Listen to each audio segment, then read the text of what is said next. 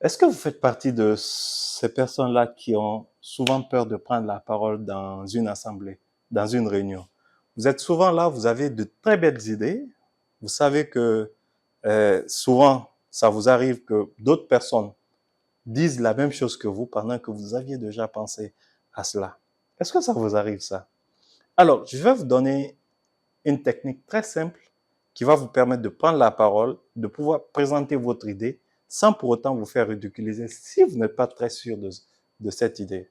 Au premier abord, je recommande de partager votre idée, quelle que soit. Mais si vous avez cette peur qui vous surmonte, vous avez quand même une technique qui vous permet de partager votre idée en faisant un apport significatif sans pour autant vous faire ridiculiser. Même si l'idée n'est pas pertinente, ben vous allez plutôt enrichir le débat.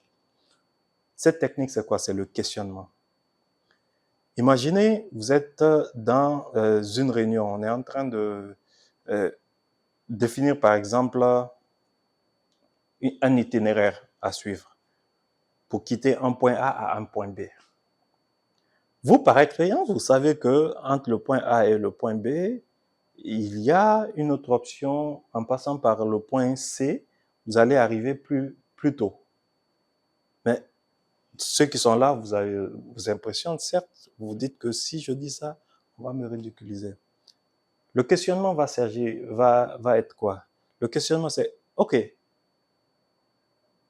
ne pensez-vous pas que si on empruntait ce chemin-là, qui a, vous voyez, vous décrivez maintenant votre idée, qui a ses caractéristiques, on pourrait arriver plus tôt. Là, vous changez. Vous venez de proposer votre idée. Votre idée, c'est empruntons ce chemin. Mais puisque vous l'avez posé en questionnement, même si cette idée n'est pas fondée, même si cette idée n'est pas valable, vous n'allez pas être attaqué, vous n'allez pas être ridiculisé. Donc ça, c'est une technique très simple que vous pourrez appliquer. Mais surtout, gardez à l'esprit une chose. Je le dis, prenez la parole. C'est le temps de prendre la parole.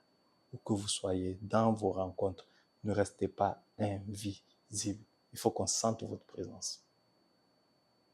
J'espère que cela vous aide. Si vous avez aussi d'autres questions que vous voulez aborder sur le thème de l'art oratoire, je vous invite à les mettre en commentaire. Nous nous ferons un plaisir de pouvoir échanger avec vous là-dessus.